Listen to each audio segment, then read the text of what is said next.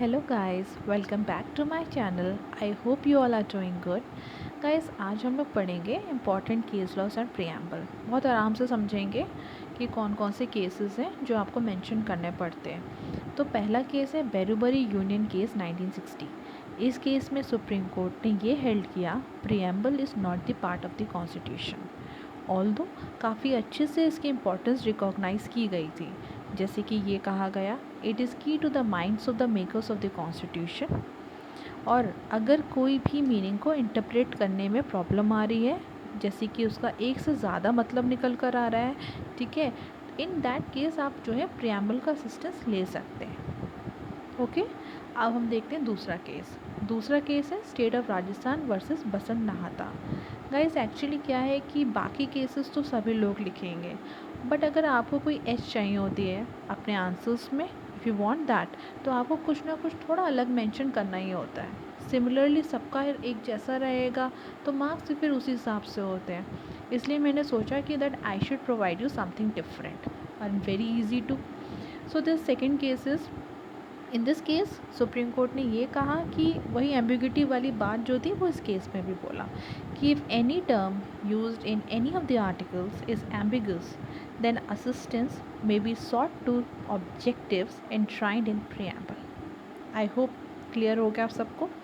अब हम देखते हैं third case, that is the historic case, Kesavananda Bharati case 1973।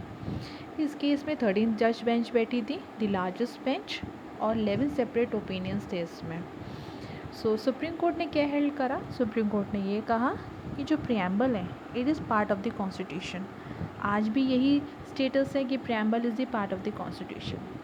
तो जब हम कहते हैं कि कोई चीज़ कॉन्स्टिट्यूशन का पार्ट है तो उसमें अमेंडमेंट यानी हो सकता है। थोड़ा लॉजिक लगाइए, तो अमेंडमेंट हो सकता है, बस बेसिक स्ट्रक्चर जो है वो डिस्टर्ब नहीं होना चाहिए।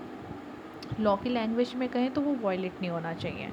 सो इस केस में क्या हुआ था कि 42nd अमेंडमेंट एक्ट 1976, 3 चीज़ें थी जो ऐड करी गई थी प्रिएम्बल में। और प्रिएम्बल जो है that is once only amended, right. तो इसमें क्या था? सोशलिस्ट, सेकुलर और integrity, SSI। You can like आप ऐसे याद कर सकते हैं। ऐसा नहीं है कि जैसे सेकुलर वर्ड ऐड करा गया, थोड़ा सा बता देती हूँ मुझे इसमें कि हम पहले से सेकुलर नहीं थे बट स्टिल ऐड किया गया सोशलिस्ट एंड इंटीग्रिटी, ठीक है।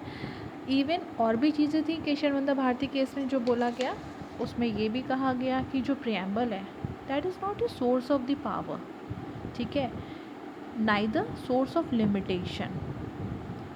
इससे आप कोई ये पावर का सोर्स नहीं है, रादर क्या है, एक तरीके का डायरेक्शंस है, and that it provides purpose to the constitution. And thirdly, preamble has significant role in interpretation of the statutes and provisions। ये इंटरप्रिटेशन वाली बात तो आप पिछले ही जो मैंने अभी अपने केसेस बताए उसमें आप समझ गए होंगे। उसके बाद एक केस आता है आपका LIC ऑफ इंडिया केस, 1995 का केस है। इसमें ये कहा गया कि preamble is an integral part of the constitution, ठीक है। देखिए क्या था कि जो प्रिएम्बल था वो हमारा कॉन्स्टिट्यूएंट असेंबली ने ही इनेक्ट किया था। पहले जो था ड्राफ्ट बन गया था, उसके बाद ये जो प्रिएम्बल था उसे इनेक्ट किया गया था, ठीक है। और उसके पीछे का रीज़न ये था कि मतलब कोई प्रॉब्लम ना हो, बहुत अच्छे say that is in compliance with the constitution, हमने उस हिसाब से प्रिएम्बल बना लिया, इस वजह से किया गया था।